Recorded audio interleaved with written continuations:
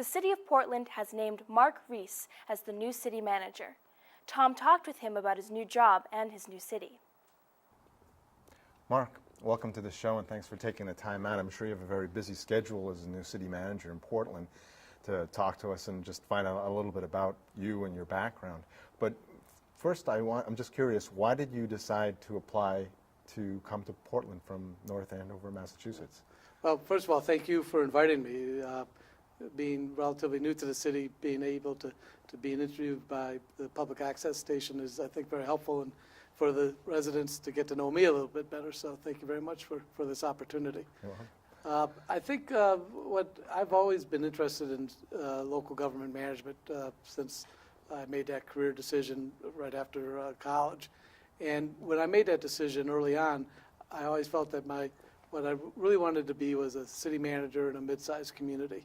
And over the years that I've been in the profession, I've always worked my way up to larger and larger communities, all with somewhat different forms of government. But when the opportunity came up to apply for the city manager job of Portland, I thought that would be ideal in terms of, at this stage of my career, being able to be the city manager of such a great community like Portland would definitely be the capstone of my career. How familiar are you with Portland and Maine in general? Well, I'm going to be a lot more familiar with it now that I've been on the job for a couple of weeks. I first became aware of Maine when I vacationed up here with my family. When my kids were young, I used to vacation in Ogunquit. And also my older sister Penny has retired up to Camden, Maine. So I would occasionally go up and visit her and stop in Portland on the way up. And do you ever think you'd be living here? Yes and no. I mean, there's a lot of positive things about Maine. Living in Massachusetts now, relatively close to Maine, it's a lot of good opportunities for professional development as well as for the style of living that we were looking for. And you're a native New Englander. Can you talk a little bit about your background? I grew up in Connecticut.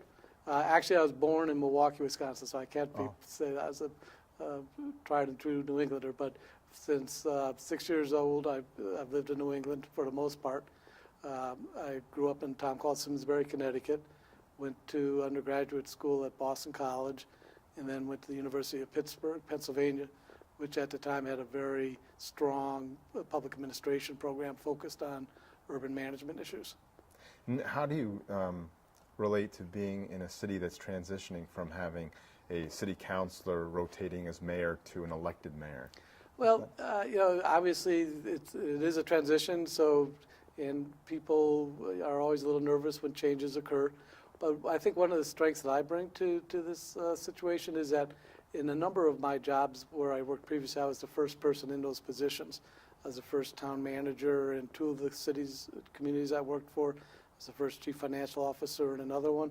So I'm used to changes in government. And I think having a strong mayor, or not a strong mayor, but the elected mayor form will be different. But I think the key is the working relationship between the city manager and whoever will be mayor. Now, you've worked in municipal governments for most of your career. Yes. Have you ever worked with a mayor before? No, I haven't. Oh. I've worked with county commissioners, I've worked with town councils, I've worked with boards of selectmen, but I've never had the opportunity to work for a mayor form of government. And you'll be somewhat involved in hiring the new police chief, won't you? Yes. Mm-hmm. What kind of process do you see happening with that? I'm still thinking about that. We're fortunate that we have a very good acting police chief, so I don't think I have to rush into any decisions in that area.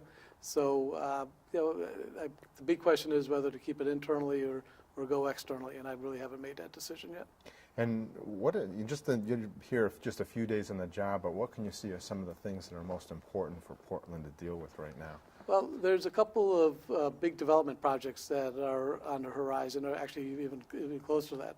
The Thompson Point development is one. The Back Bay development is another area. So I see those as taking up a lot of time, a lot of resources as we move those projects forward and hopefully successfully. What do you see as some of the issues that, or the problems that the city faces in terms of its budget? These are hard fiscal times for everyone, and certainly the city isn't immune to those sort of things. What kind of issues or what kind of things do you think could help the city progress financially? Well, I think building your tax base is always critical. That's how come these economic development projects that I just mentioned is very important to the financial health of the community, because if you don't have a strong commercial and industrial tax base, then it creates pressure on the residential taxpayers, and that's where you get that discussion about taxes versus services. So I think focusing on economic development is critical. I think trying to be efficient as possible, and I know that the city's already started to make progress in looking at consolidation of services with the school department, for example, as a way to be more efficient and save money. So I think that's an area that we can continue to expand upon. And then trying to see where you can do to reduce costs and see if there's any overlap or things of that nature. So there's, Portland isn't immune to financial difficulties. Most municipalities in the country are going through these problems, but I think they've done a lot of very positive things. They have good reserves. They have a good bond rating. I hope to just be able to build on those successes. One of the things that, even though we're a small city, it seems like a lot of people in this community, a lot of the residents participate in the government. They have a lot to say. People show up to meetings. They get involved. That's I think a kind of a unique situation to be in, because it kind of reflects the community atmosphere of Maine. And when people think of developing economically, sometimes those things impact how to keep that kind of community feeling alive.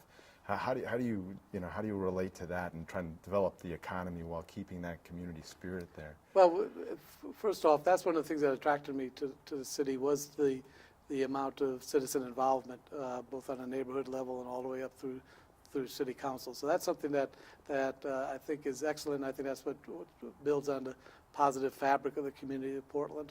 I think the city has a lot of avenues for people to comment on projects and to influence the outcome. The site plan review process, interactions with all the neighborhoods. It's always I think it's a discussion that needs to take place anytime you're making land use changes. But the city seems to be very proactive in its land use policies.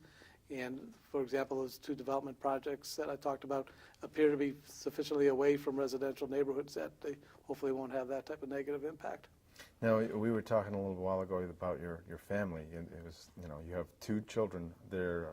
One is in law school? Yeah, well, my oldest son is going into his second year at Emory Law School in Atlanta, and my youngest, my daughter Meredith, is going to be a senior at University of Connecticut next year. So it's just you and your wife moving up here to Maine? Yeah. How's the house hunt going? Well, we're going to go through a transition period. I just rented an apartment up here for the first year.